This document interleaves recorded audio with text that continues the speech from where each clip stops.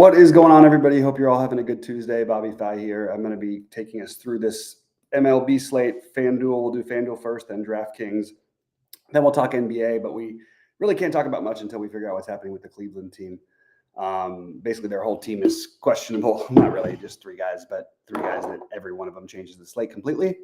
So we are going to need to get that information and figure out where to go from there. So all right, let's get into it. I haven't finished my rebuilds yet with my tweaks, but here's where I'm at right now. We are having a little bit of a site issue for some people. It's working well for me, but I did have an issue. So if you are a member, please just log out and log back in, and it should work fine. If not, let us know in the TrueDFS support. But it looks like we're working on it, and we have our guys, and they say that it should be working hopefully soon.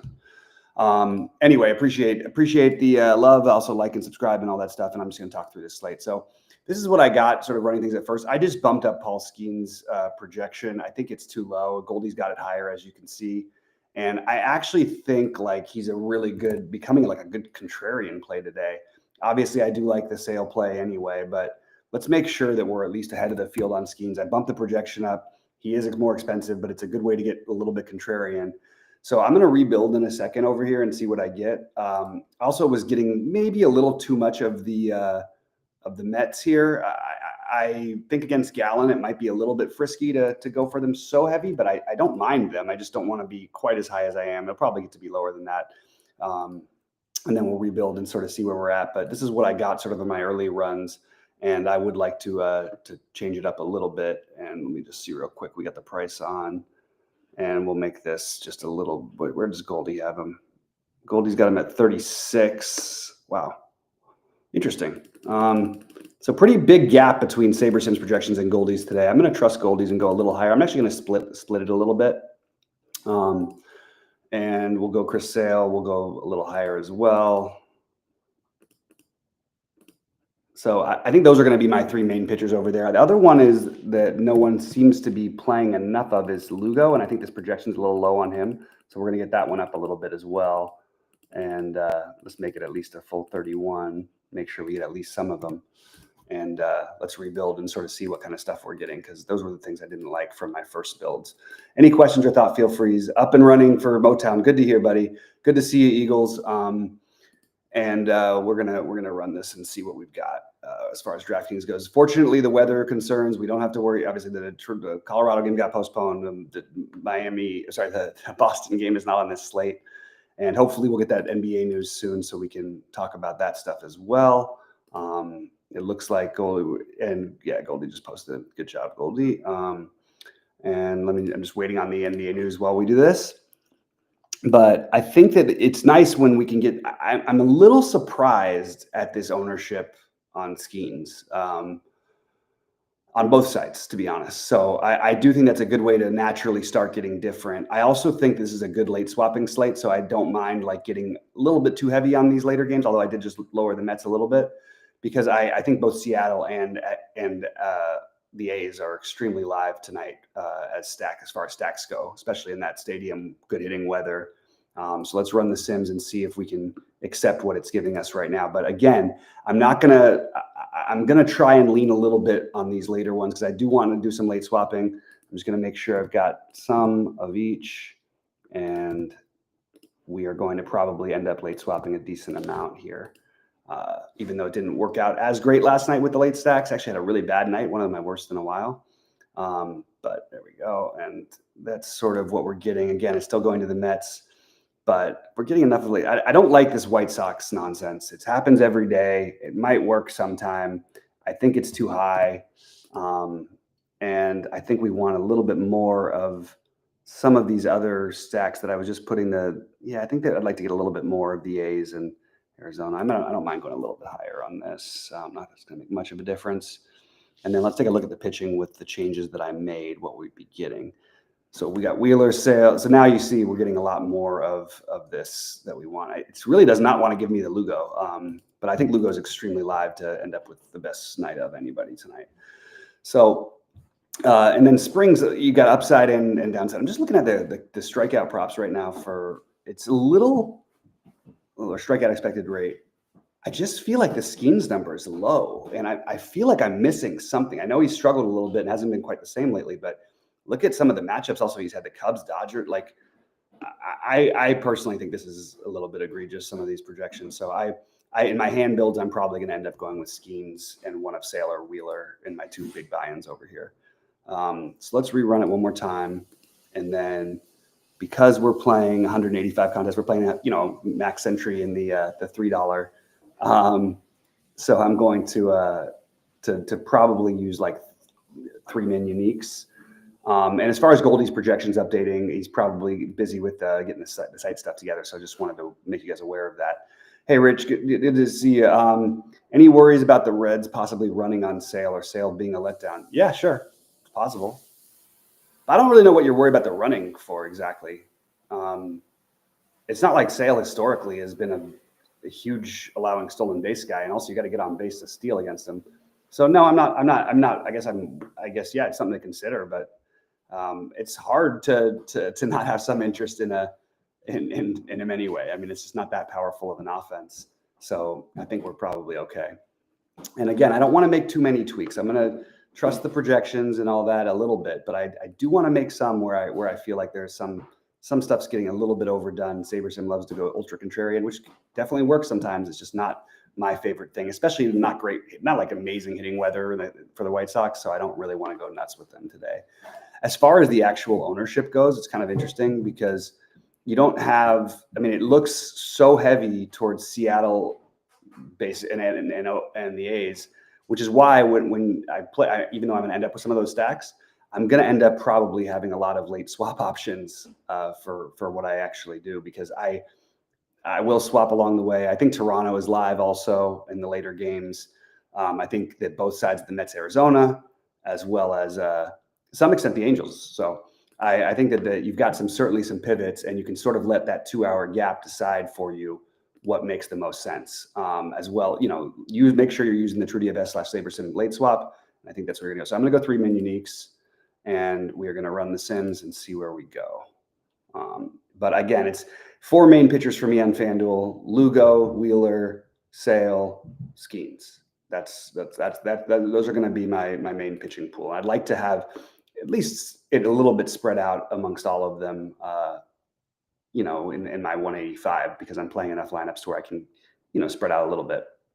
I'm not really worried about the min destination or the median. All right, so let's see where we ended up. They gave me 11. That seems like too many. So yeah, I've got Wheeler, Sale, Skeens, Lugo. That's good. That's going to be the bulk of it. And I'm fine with shots on these other guys. Pablo Lopez. It's weird to play guys against Baltimore, but look, they've been terrible. I don't mind like these other ones, but I'm not going out of my way to get to them. I actually think the Phillies are kind of live as a contrarian stack, and I might just do this just so I get it afterwards, because I don't think anyone's going to consider them against Rasmussen. I think the actual matchup is not as bad for them as it might seem. Where am I? There's Philly. So I'd like to get to just a little bit more of the Philly stuff. I think that they're an interesting contrarian stack, just a big slate, so hard to know that they could be the highest scoring. So in terms of team stacks, you can see getting Seattle, the Mets, A's. Again, late swap will take care of me for a lot of this stuff. It's just a matter of, is there teams that I want to get to more of earlier on? I think Atlanta deserves some consideration for that. Certainly consider them in the higher buy-ins. I think the Cubs, but it's not great hitting weather, but it doesn't seem to matter. This Cubs team, man, they've been the best offense in baseball. And it's as I was saying at the start of the season, and when they started they've been the best team. Like they've been freaking awesome. Really, really good team. I like them a lot. In this Houston stuff, let's just take a quick look at what we're doing. We've got Patrick and Wisniewski. It's not like a great Houston lineup, but these guys, like, it seems like the total should be a little higher, just to me. Maybe I'm wrong about that in the end, but this does feel a little bit better to me. I'll apply and then I'll save. Not gonna make any real difference here. What did it for the Phillies? That's what it gave me, a little bit more of the Philly. And let's see if that changed anything in terms of the pitching ownership. Yeah, I'm even though this says 20% Skeens, I think I'm going to end up with as much Skeens in terms of dollar amount invested as I will anybody. That's just where I'm at. So we're going to save that. We're going to move over to DraftKings in just a minute. But things were a little late today, and we're trying to figure out stuff with the site. But also, I was just running late. I had things to take care of. So I'm going to get to that in a minute. We'll talk about some NBA afterwards, but I'm not going to be here past like 6:35 just because I need to do my hand builds and whatnot. All right, so let's do an edit. These are my placeholder lineups. And keep an eye on the Seattle lineup because we haven't gotten it yet, I don't believe, unless it came out very recently. And I'm just curious if Arozarena is in there because it makes it a lot more desirable. It is interesting. It's a good hitter's park, but like Springs has good stuff. Like there's a different slate where Springs is the best, like is a like legitimately awesome option. He can go one of two ways. He really does. So we're uploaded with that. All right, let's go back to it. All right, come on, guys. Come on. All right, there we go. Uh-oh. Now it's maybe going to refresh again for me too many times. Let's go over to, all right, looks like we're going to be okay. We'll talk about the DraftKings slate. All right, so I'm going to also do some of the similar things. Again, I bumped up Paul Skeens' projection quite a bit, which again is why I'm getting so much of them because it is a contrarian. And look at the projection sheets and Goldie have for him is significantly higher than Saberson. Maybe 20.7 is a little high. I can drop it down a little bit, but I do think like we're kind of giving up something by not taking shots on Skeens when he's going to be sub. Oh no! Oh no! Oh no! Oh boy. Okay. Well, this hasn't happened in a while, and I'm going to try to, while we do this, open up another page. Don't want to just give my money away tonight, and we'll get this stuff sorted out for you guys. But let me give me a second here. Oh boy.